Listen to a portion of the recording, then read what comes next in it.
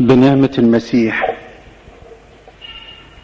وبإرشاد الروح القدس نأخذ بعض التأملات الروحية حول موضوع الجهاد والنصرة. مكتوب عن الرب يسوع في سفر الرؤيا الأصحاح 6 أنه خرج غالبا ولكي يغلب. وأي معركة أو حرب بين طرفين لا نعرف نتيجة هذه الحرب والطرف المنتصر إلا بعد نهاية الحرب. أما في حالة حربنا مع عدو الخير فالنتيجة معروفة مقدما، لأن الحرب للرب والرب يحارب عنكم وأنتم صامتون. الحرب للرب وهو خرج غالبا ولكي يغلب، هكذا مكتوب: غلب الأسد الخارج من سبط يهوذا، خرج غالبا ولكي يغلب. يعني خرج غالبا ولكي يغلب. مسيح القيامة خرج من القبر غالبا الموت والهاوية، غلب الخطية، غلب الشر والشرير عدو الخير. مكتوب كده عنه أنه بموته أباد من له سلطان الموت. بموت المسيح أباد من له سلطان الموت، أي إبليس، وأعتقنا نحن من سلطانه، بل وأعطانا السلطان أن ندوس الحيات والعقارب وكل قوة العدو. فحربنا مع عدو الخير النتيجة معروفة مقدما، لأن الرب يسوع انتصر لنا وانتصر من أجلنا. الرب يسوع غلب وخرج ليغلب ويقودنا في موكب نصرته في كل حين. الرب يسوع الذي غلب وكلل قديسيه بأكاليل النصرة ما زال يعمل معنا وما زال يعمل فينا. هو أمسا واليوم وإلى الأبد. فالذي أعطى النصرة لقديسيه يعطينا نحن أيضا النصرة في كل حروب عدو الخير. عشان كده لما نسمع أن عدو الخير يحاربنا مثلا بالشك أو بالخوف أو باليأس، يحاربنا بالمغريات، يحاربنا بالتأجيل أو المشغولية، أيا كانت حربه فلا نخاف، لأن النصرة معروفة مقدما. إن قلنا أن عدو الخير نهاز للفرص أو لحوح أو حسود أو من طبعه كذاب، كل الأمور دي كلها لا تخيفنا. الرب خرج غالبا ولكي يغلب، فالنصرة مضمونة في شخص الرب يسوع. وإن كانت النصرة مضمونة، نعود ونقول أن عدو الخير بيحاربنا لأننا أولاد الله. فحربنا مع عدو الخير لها شقان: شق إنساني وشق إلهي. شق إنساني اللي هو الدور بتاعنا احنا، وهو الجهاد والثقة في نصرة الرب يسوع الغالب مسيح القيامة. وشق إلهي يرى الرب جهادك وثقتك فيه فيعطيك النصرة ويكللك بالغلبة. ما فيش إكليل بدون نصرة، ومش فيش نصرة بدون جهاد. ما فيش شيء في الدنيا بنناله أو نكتسبه بدون جهاد، سواء على المستوى العلمي أو على المستوى المادي. فكم وكم الحياة مع الله والسعي نحو الملكوت، وخاصة أن عدو الخير بيحارب أولاد الله الساعيين نحو الملكوت. عشان كده الجهاد صار بالنسبة لنا ضرورة أو حتمية لابد منها. احنا كأولاد الله كلمة الجهاد بالنسبة لنا ليست مجرد كلمة مكونة من 4 حروف. كلمة جهاد بالنسبة لنا حركة دائمة دائبة نحو الله، حياة معاشة ملموسة يتحسسها الجميع فينا ونتحسسها نحن في قديسينا وفي آبائنا. آبائنا القديسين من كثرة جهادهم الذي بذلوه ومارسوه في حياتهم استحقوا أن ينالوا أكاليل النصرة. جاهدوا في صومهم وصلواتهم وتأملاتهم، في احتمالهم وصبرهم وسهرهم. عشان كده ربنا كللهم بالمجد. فالأبرار يضيئون كالشمس في مجد أبيهم السماوي. عشان كده احنا كأولادهم وضع طبيعي، واللي هنطلع بيه من كل غربتنا، اللي هنخرج بيه من كل حياتنا، فقط جهادنا الروحي. جهادنا الروحي، جهادنا في حياتنا مع الرب الإله، هو ده اللي هنطلع بيه من الغربة. اسمعوا كده، الرب حينما يكلم يعقوب أب الآباء كتقرير يعطيه البركة عليه، قال له الرب: لا يدعى بعد اسمك يعقوب، بل ايه؟ إسرائيل، لأنك جاهدت مع الله والناس وغلبت. اسمه يعقوب يعني المتعقب، المتأخر، الثاني. إسرائيل يعني الأمير، المتقدم، المنتصر. لا يدعى اسمك بعد يعقوب، بل يدعى اسمك أميرا منتصرا.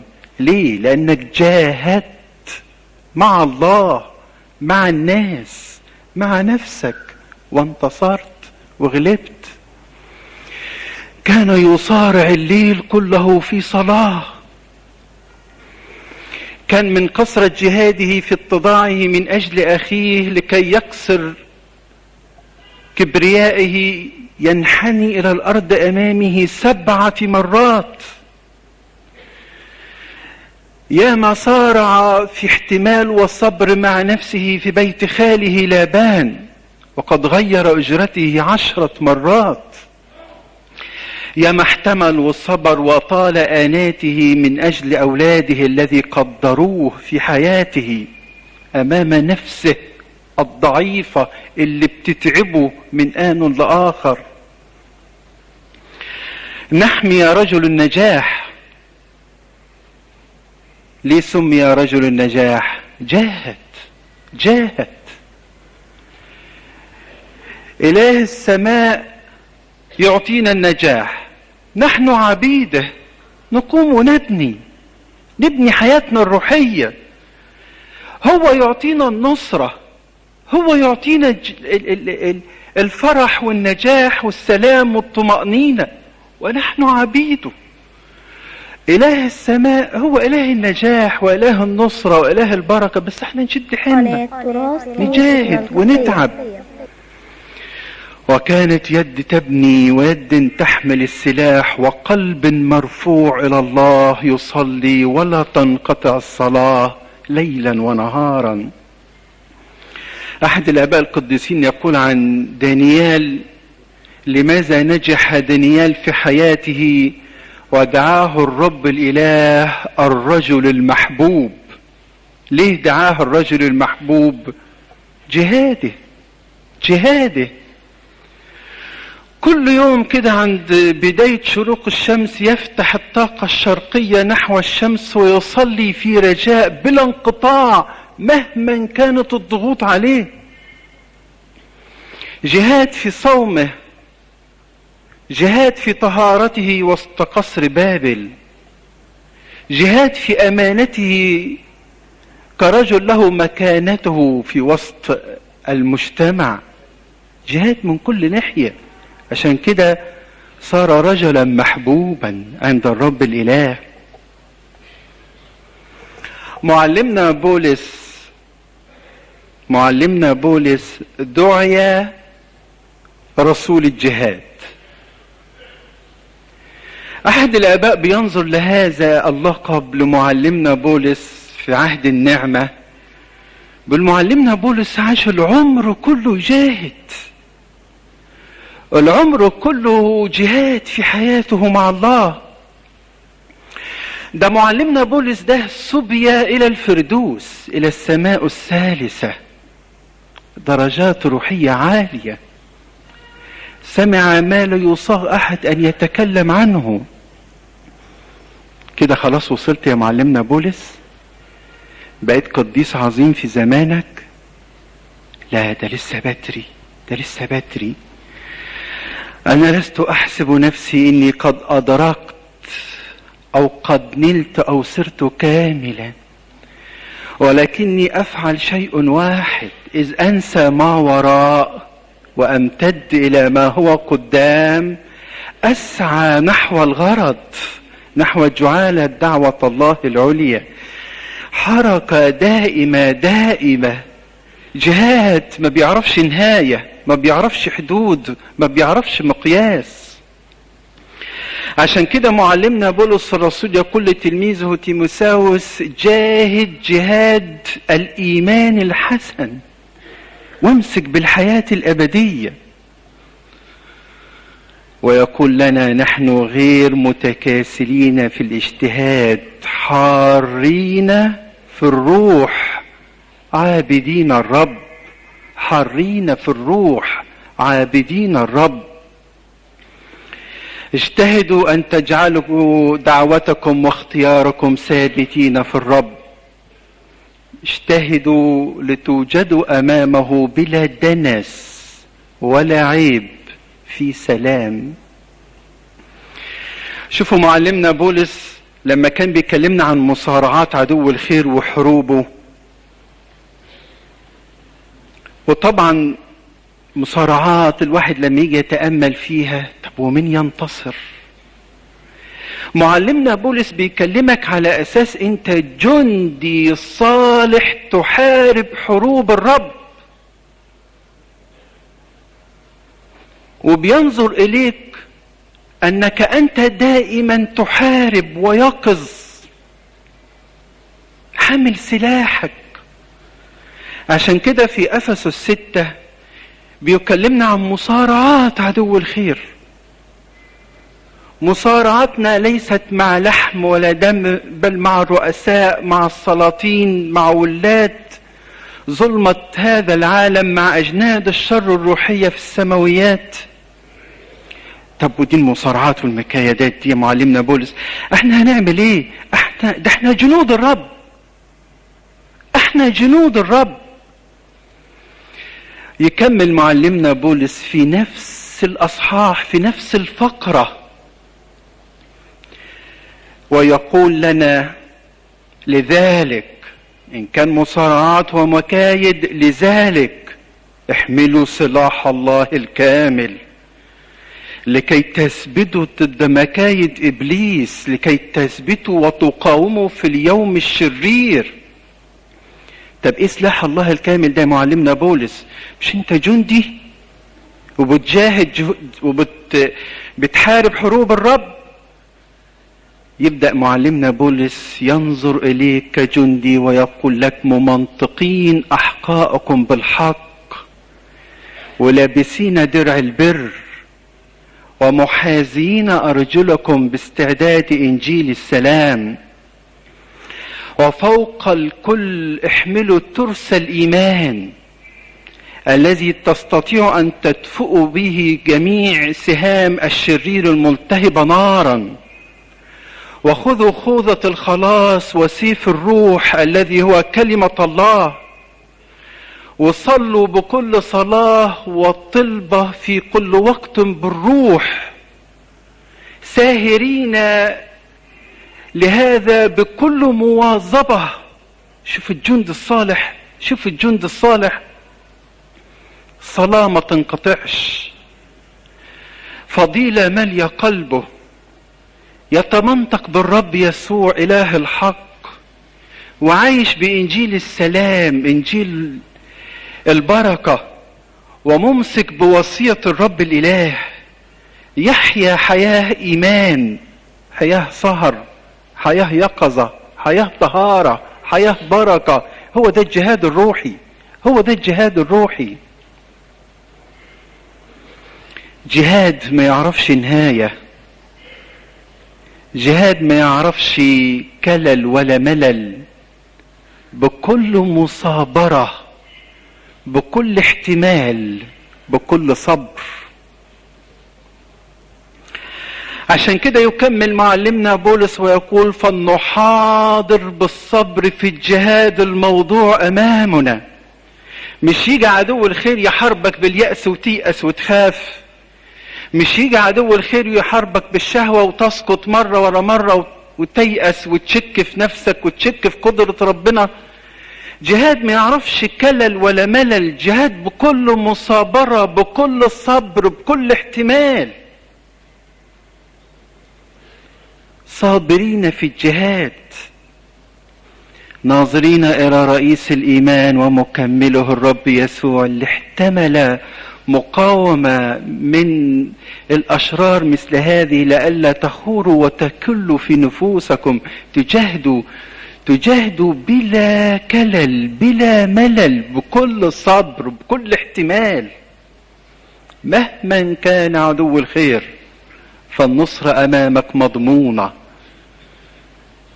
ولتحمل سلاحك كجندي صالح للرب يسوع، تجاهد العمر كله.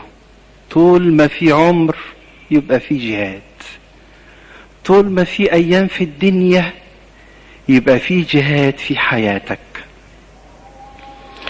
لحد امتى نجاهد يا معلمنا بولس رسول الجهاد؟ لحد امتى نجاهد؟ شوفوا معلمنا بولس يكمل كده عن نفسه ويقول: وقت انحلالي قد حضر وأنا الآن أسكب سكيبا.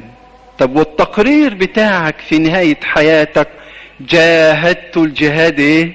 الحسن، أكملت السعي، حفظت الإيمان، أخيرا وضع لي إكليل النصرة. ربنا يدينا النصرة، والنصرة مضمونة لأنه غلب وخرج ليغلب. ربنا ضمن لنا النصرة، ضمن لنا الغلبة، فنحن نعرف نهاية المعركة قبل أن تنتهي المعركة. لكن لابد من جهاد، لابد من حياة الجهاد في حياتنا. لابد من أن تجاهد في صلواتك وصيامك وتأملاتك وقراءاتك، في اعترافاتك وتناولك، في توبتك، في حياتك مع الله، لابد من الجهاد بلا كلل بلا ملل، بكل صبر بكل مثابرة العمر كله. أما النصرة وأكاليل الغلبة فهي معدة من قبل الرب الذي خرج ليغلب ولكي يغلب فينا وبينا. والأجمل من ده كله أن رب إلهنا أعطانا كل إمكانيات النصرة. الرب أعد لنا النصرة مضمونة، وكل ما نسمع عن حروب عدو الخير وحيله وطبعه نخاف أبدا. ده الرب أعطانا كل إمكانيات النصرة.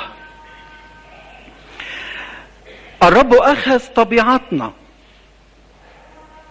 عبارة أخذ طبيعتنا دي تريحك تماما. اشترك الأولاد في اللحم والدم، اشترك كذلك هو أيضا فيهما.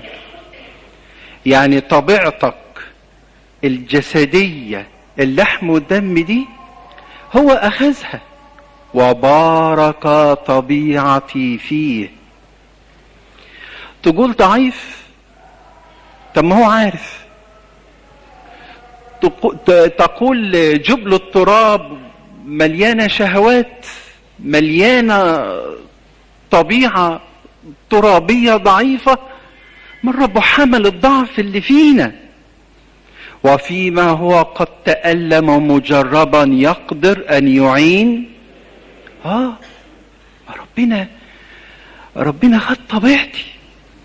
هو الشيطان بيحاربني بيه مش بطبيعتي، مش بنفسيتي الضعيفة، مش بالجسد الضعيف، مش بإغراءات العالم. مش المسيح جرب مثلي وجرب من أجلي، حمل طبيعتي. الرب أعطاك روحه من ضمن إمكانيات النصرة، مش أخذ بس طبيعتك، أعطاك روحه. روحه القدوس دي روح القوة والغلبة والنصرة، روح المشورة والحكمة والفهم، روح التعزية، روح التبكيت، روح الاستنارة. الروح القدس دي روح البنوة. ده انت ابنه وهو ابوك. ابنه مضغوط بالحروب وعدو الخير محوطه من كل ناحية يسيبك وهو بيكللك بالنصرة، مش ممكن. مهما كانت ضغوط عدو الخير، مهما كانت حيله، مهما كانت طباعه، ثق جيدا انك انت ابنه واعطاك روح البنوة. ومش ممكن يسيب ابنه تعبان ويتفرج عليه. من منا وهو اب يرى ابنه حيران وينظر ويتفرج ويسكت؟ مش ممكن. ربنا اعطاك مش بس روحه القدوس، اعطاك نعمته، قوة سماوية الهية تسندك وتمسك بيمينك. عارفين معلمنا بولس لما كان تعبان لانه مرض في جسده، وصلى وطلب 3 مرات بكل التضرع ان ربنا يشفيه وينزع عنه، عشان عدو الخير بينتهز تلك الفرصة كضعيف. كفاية فيه نعمة تكفيك نعمتي لأن قوتي في الضعف تكمل. فيه نعمة مسنودة معطاه لك تسندك وتمسك بيمينك. ربنا أعطاك سحابة من القديسين تطلب شفاعتهم وبركتهم ومعونتهم ورحمتهم في كل جهادك. ربنا محوطك بملائكته وقديسيك. وملاك الرب حال حول خائفيه وينجيهم من كل ضيقة، في كل ضيقهم يتضايق ويرسل ملاك حضرته لينقذهم.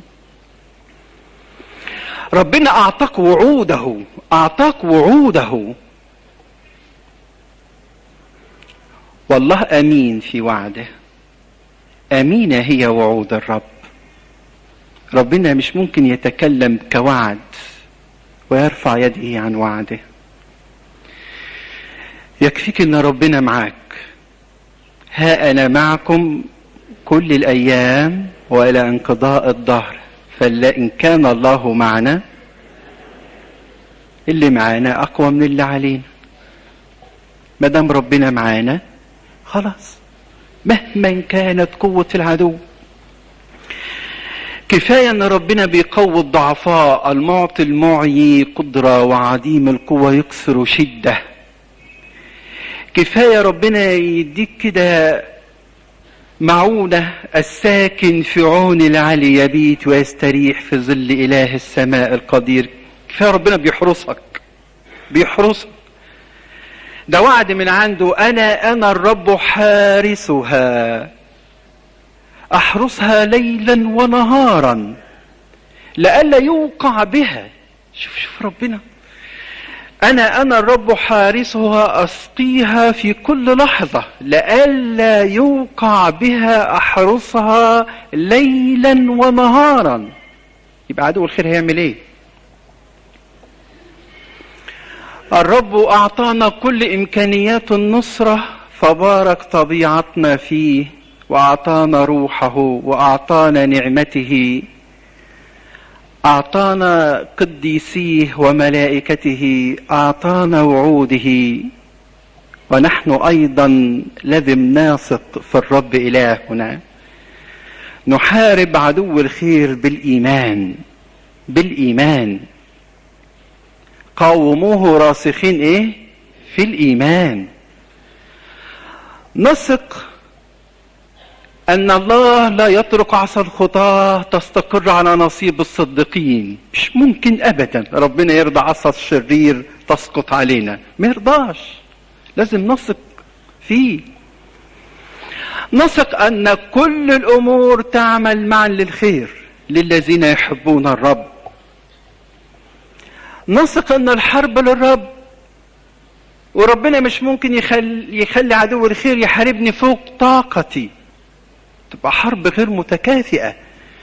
وربنا العادل الأمين ضابط الكل يحاربك على أديك ويديك. مش ممكن ربنا أبدا يضغط عدو الخير عليك أكتر من طاقتك. نحارب عدو الخير بدم يسوع. وهم قد غلبوه بدم بدم الحمل. عايز تنتصر على عدو الخير؟ خليك في جهادك دايما حياة توبة واعتراف وتناول. هم دول اللي خرجوا من الضيقة العظيمة وغسلوا ثيابهم وبيضوها بدم الخروف، فإذ بهم بأكاليل النصرة يمسكون زعف النخل ولابسين ثياب بيض. في توبة، في اعتراف، في تناول، في عشرة مع الله. نغلبه بيسوع. احنا عندنا ثقة وإيمان، ولكن لابد لنا أن نأخذ الرب يسوع نغلب به ويغلب لينا ويعطينا النصرة والبركة.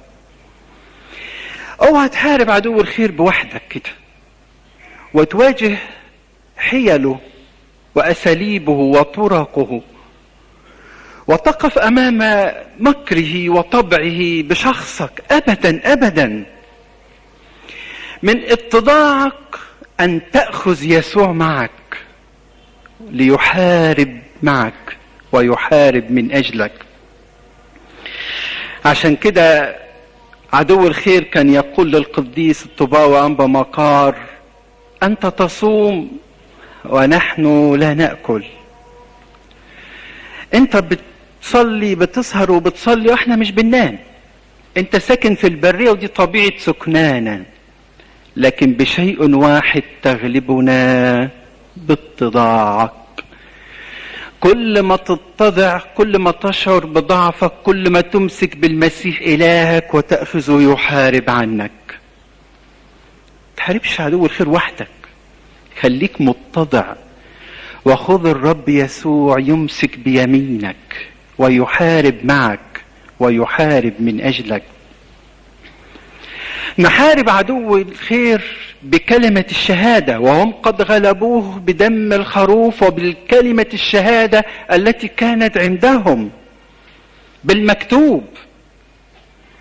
عدو الخير يحاربك بالفشل، قل له لا لا، الله لم يعطينا روح الفشل، الله أعطانا روح القوة والنصر والمحبة. عدو الخير يحاربك مثلا بالكبرياء، رد وقول قبل الكسر الكبرياء وقبل السقوط تشامخ الروح، ده الله بيقاوم المستكبرين والمتضعين، ربنا يديهم نعمة. عدو الخير يحاربك مثلا بأخطاء اللسان، قل ضع يا رب حافظا لفمي وبابا حصينا لشفتي ولا تمل قلبي لكلام الشر. كل حرب من حروب عدو الخير ضع أمامها آية، كلمة من الكتاب المقدس، وتعيش سهران على حياتك، تحمل سلاح الله الكامل كجندي صالح، تحارب حروب الرب.